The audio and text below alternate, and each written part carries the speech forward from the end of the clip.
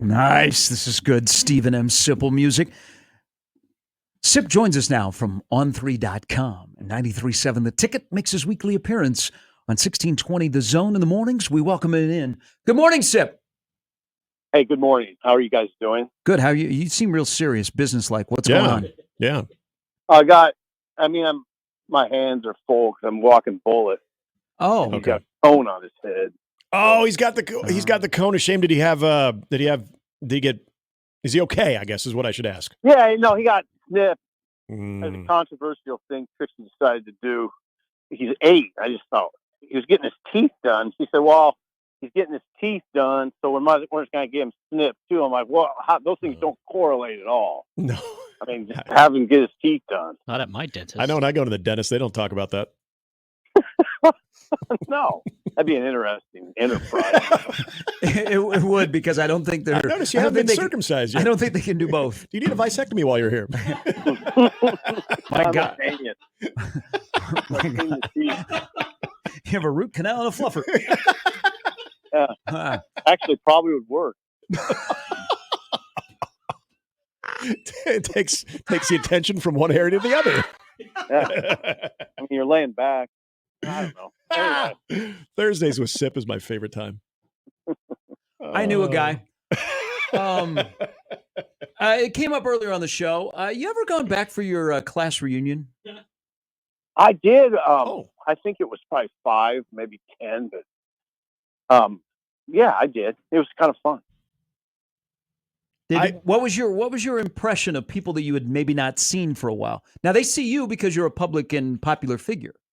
I was struck by how, remember I said 5 or 10, so people hadn't changed that much. Okay. And I remember being struck by that, and I was kind of struck by how much fun it was. Oh, okay. It was super fun, but I haven't gone, and I probably wouldn't do it now. But it was, people do it though. My dad still goes to his. And I think he's in his early 80s. Did you guys good on him? Because you were Columbus, right?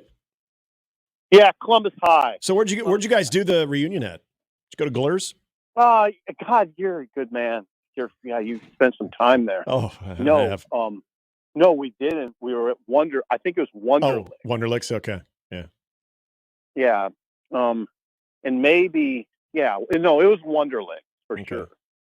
That was a great time. I'm glad you brought it up. It was a good memory. Well, I had you pegged as there, and every class has it, where once you get to maybe 20 years and beyond, there's always the one or a couple people that you really want to show up, but they just can't for whatever reason. And people are really missing that person because they want to talk to them and they want to just find out what the heck, even if they kind of know what they're doing, they just want to have a conversation. I thought you could be that guy of, well, Sip's schedule didn't allow it, but damn, we're missing Sip right now. So I'm glad that you've actually been to a couple of them. Yeah.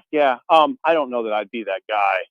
We had a pretty interesting class, so there's probably 7 or 10 guys before me that would fit that. We did. It was an interesting bunch of dudes. Next week in Indianapolis, trip to Big Ten Media Days to hang out with all of our friends from around the Big Ten that just love Nebraska media. What question or line of question do you think Rule will be the most excited to answer and talk about? Oh God, most excited. Well, he's not. It's not hard to get him enthused, right? From the national or local, I think there's you have to make that distinction a little bit. I mean, for the local media, we've talked to him so much that I can't believe there'd be much new information.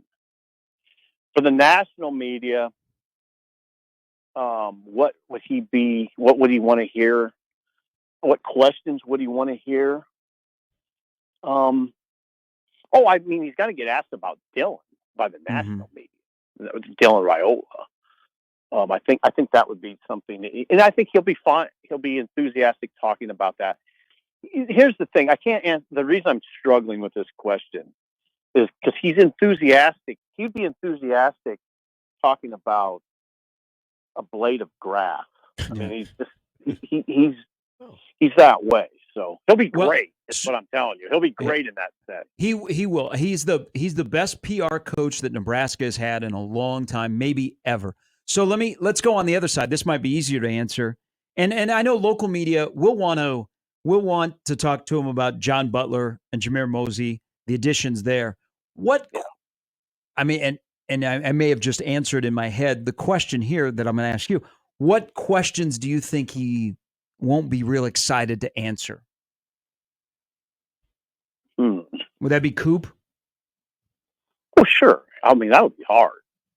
Yeah, now that you can tell I haven't thought a lot about this quite yet, but that'll be a difficult subject for him because he's so close to him. I mean, that when you hear when we've heard that in the past, that's a real conversation. Cooper and Satterfield are really close to Matt. Those are the guys that, not that the others aren't, but those guys, it goes to another level with Satterfield and Cooper. So, yeah, I mean, he'll handle it professionally because he has to. He had to handle the whole thing professionally. But there's a human element that's definitely will be, I'm sure it's been a challenge for him to separate that, the personal relationship from what you have to do professionally. And he'll have to do that. He'll have to do that in Indy.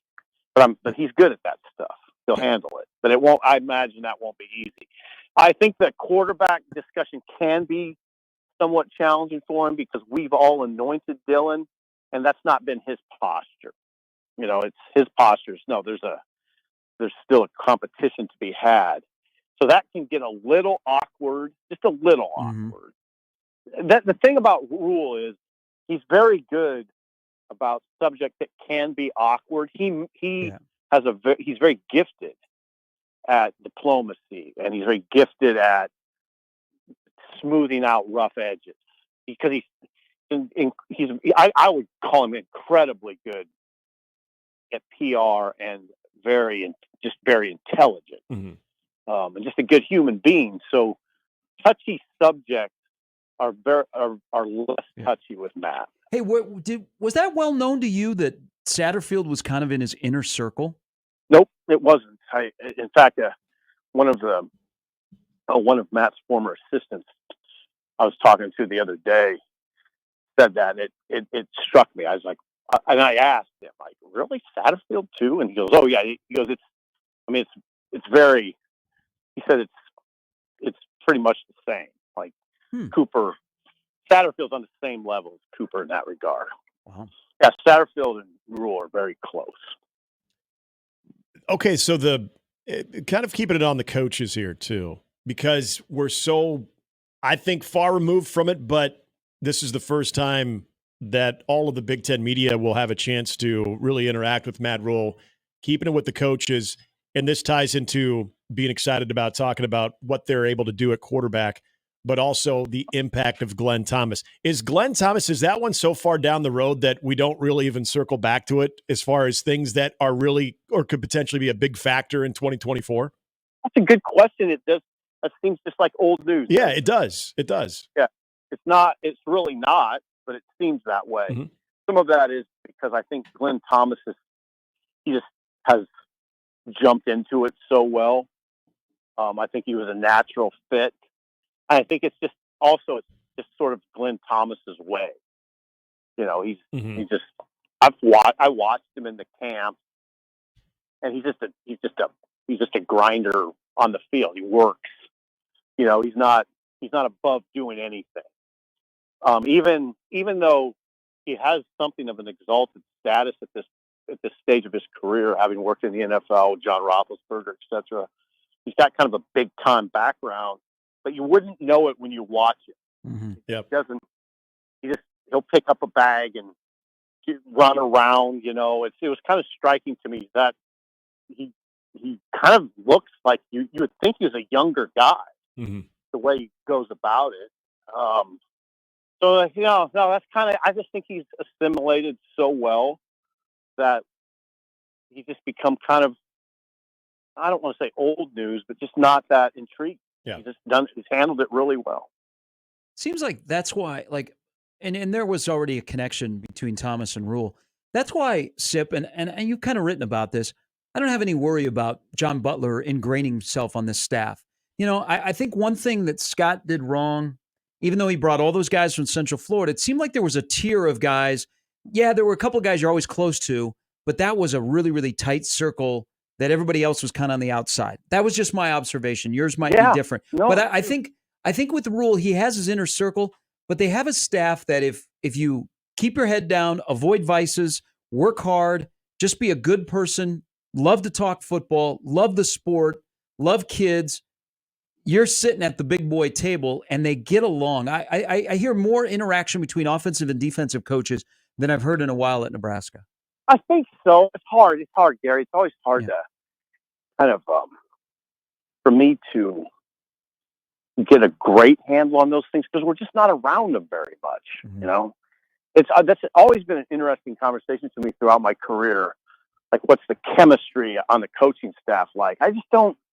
I got a good shot of it in Belton and Houston when we were down Yeah. there, and you get 2 days around them, and it is. And I think what you're saying is accurate, but I wouldn't have known it had I not went down there. Mhm. I'd just be kind of guessing.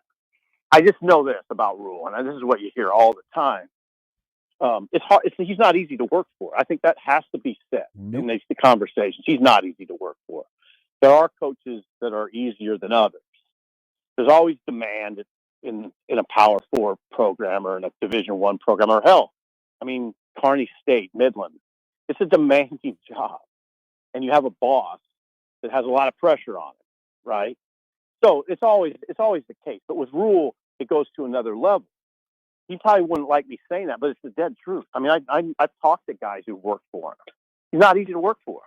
So there's always that part of the discussion. But yeah, what I saw in Belton and Houston at these satellite camps, when you're around these guys, Mhm. Literally for 5 hours. Yeah, there's definitely cohesion, and I think there's pretty good chemistry.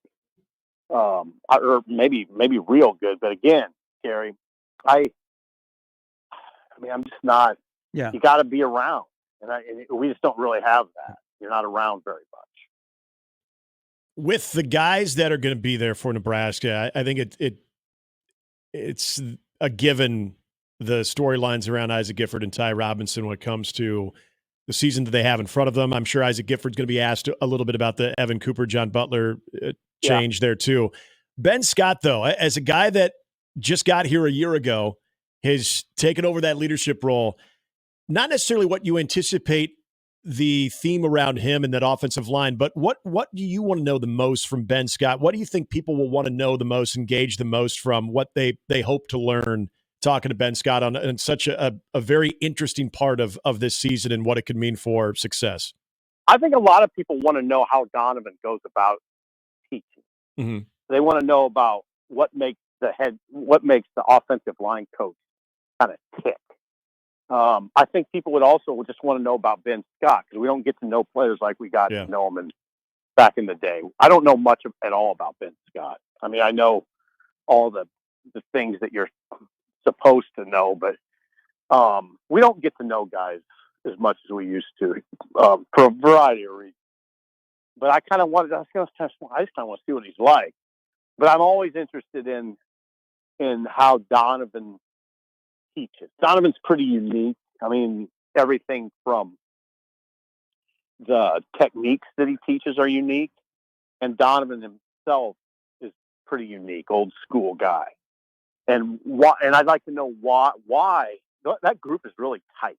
Yeah, and it is really tight, and it's by design. And how does he go about making it that way?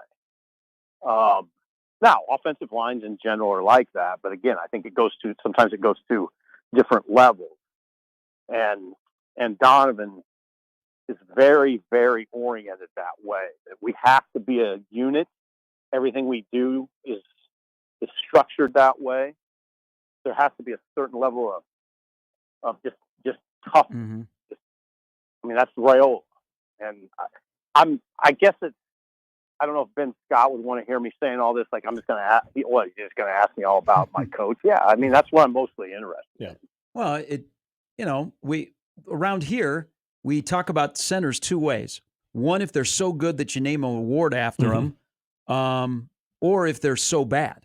Yep. I mean, Ben Scott had a nice solid year. We very rarely talked about him, but everybody that was there with him knew his importance. It's just one of those positions that it's tough. They're either you're good or you're bad, and if you're really good, you're playing in the NFL.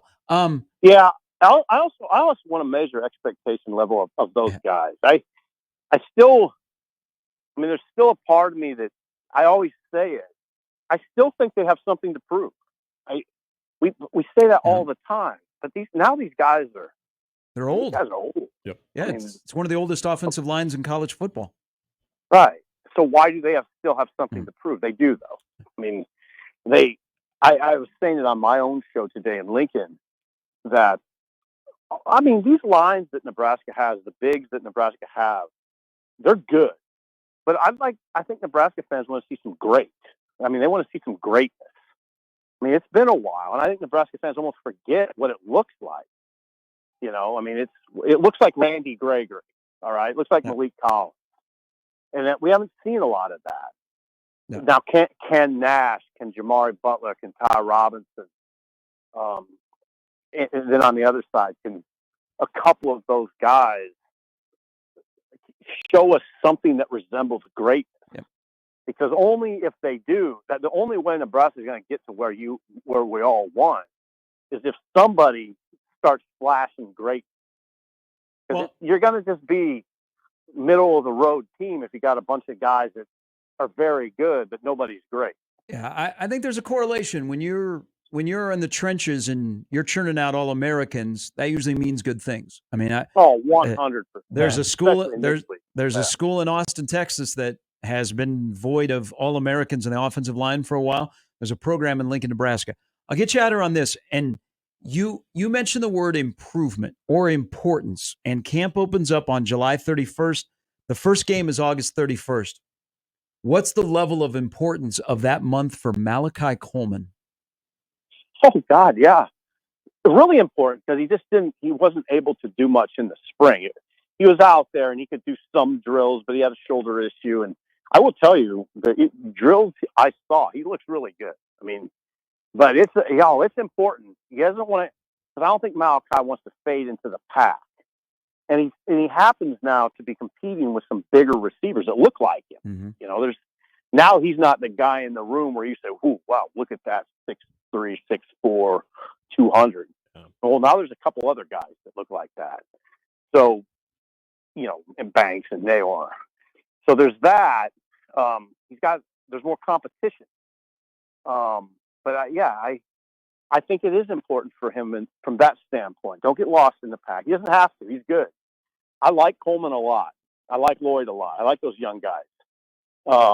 But he's got to go out and do it now. Yep. I mean, you got to go out and do it. It's not, you don't get handed stuff. And you know what? You know who doesn't hand you anything is Matt Rule. You don't get handed stuff. Yep. So he's got to go do it. Rule is attracted to guys that work hard and love playing football. Yep. You got to go do it every day too. Yep. Sip, as always, appreciate it. Safe travels in Indianapolis. Looking forward to you and the rest of the crew on everything up on 3. Yeah, I'm looking forward to it too. See you there. Be safe.